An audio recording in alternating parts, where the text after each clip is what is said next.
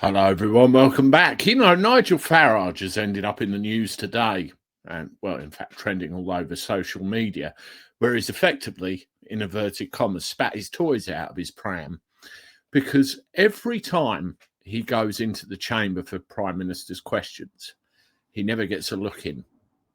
Every time he appears, or there's an excuse to have a dig at him about something, he never gets a look in, or he's disparaged in some way, day after day after day after day. Now, really, with how this has blown up, it does kind of illustrate a point, which I will come to in just a second. But let's have a look at some of what's happened with Nigel Farage. I'll share this on the screen. So this is Twitter, or X, as it's more commonly known these days. And you can see what's going on here. Reform UK leader Nigel Farage, MP for Clacton, skipped his seat in the House of Commons during Wednesday's Prime Minister's question time, opting to sit in the public gallery with Aaron Banks to protest limited speaking opportunities despite attacks from Prime Minister Keir Starmer and Labour MPs. He announced plans to repeat the action weekly until Speaker Lindsay Hoyle allows him more chances to respond, spotlighting procedural hurdles for smaller parties like Reform with only 5 MPs. The move occurred alongside Farage's criticism of the government's grooming gangs inquiry, which he claimed to be collapsing after key candidates withdrew. And you can see the tweet here from Nigel as well. Every week at Prime Minister's questions, I'm attacked by the PM and Labour MPs, but have no right of reply. I'm just a mere spectator. So I've decided to spectate from the public gallery today instead. And then there's someone else under there calling him a pathetic, self-centered, childish twat. Mind you, every week is probably another lie. This is the whole issue, isn't it? Despite Nigel spitting his toys out, this represents a very large issue with politics as a whole, because when you watch that charade that goes on every single week, and let's face it, they're not the ones running the country. They're not running the country at all. There's somebody in back rooms and back offices that have already made the decisions for them. We're just seeing insults flying, incompetence shown, poor management on display, and nothing of any consequence happens. So whether Nigel Farage is in there or not is really immaterial, because it just doesn't achieve a damn thing. It's a pantomime. Now, what all of these people tend to forget is the reason they're there in the first place. They stood in a general election. A returning officer returned them as an MP for the local area. And you know the rest.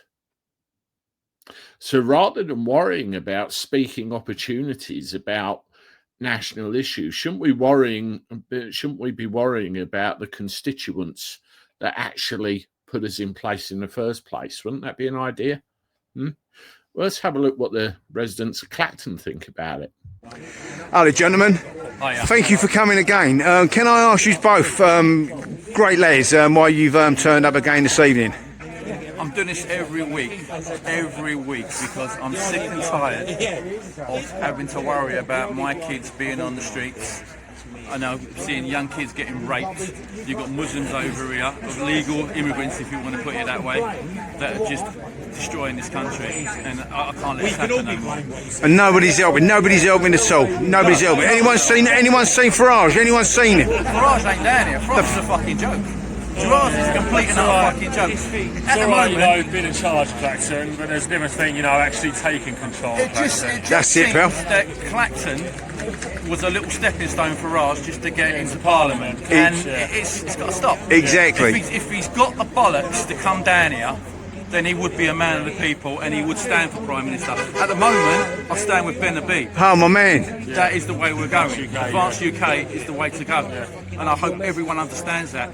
I think because at the end of the day, Farage is just another puppet. It is. At the same time, I think it's unfair that the fact that we've got people living on streets in England, suffering, especially in the cold winter, freezing to death. Freezing. And we're putting up people who are over illegally and have literally no effect. If you come over, work, pay your taxes, and and actually do your job, pay rent, everything, then that's fair. But when you're coming over, being popular hotels and getting 3 square meals a day, which is living luxury. You're putting legal immigrants in a 5-star hotel. Makes me ill. Makes me ill. Makes me ill. It's taking the piss. Yeah. It's more than Starmer is causing this. He wants an absolute argument. He wants a civil war. He wants a civil war. And he's going to get it. And he's going to get it. He's going to get it. It's going to go. I don't advocate it, and I know you lads don't advocate it. But I can see it coming. I don't advocate violence at all. No, none of us. Peaceful protest. This is the 9th week we've been here. Yeah, okay. The march was a peaceful protest. Exactly. Yep. 9 weeks. 9 weeks. And the police don't even bother us. The police have said, like, you know, we're going to put it in your hands, right? Okay. We know there's no trouble here. We know that it's just community coming together. Exactly. We just want to be heard. And the thing is, I think Starmer's he's knackered Labour now. Mate, he's gone. He's gone. Election, mate. Labour we're not going to get even 15 seats in the election. Exactly. And they're going to be in an old people's home. Lads, thank you ever so much. Thank you so much. God bless you both. God bless. You know, that probably came across as an excuse to bash reform and, shoehorn advance in front of you. But in this case, it really wasn't. It was just a demonstration of the fact that you can have a constituency with an elected politician and the constituents are feeling unloved because the politician is never there, being there for you, responding to your grievances, airing your views. Instead, you're seeing the pantomime playing out in Westminster.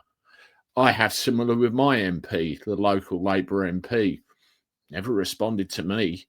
And even when she did, it was a template letter.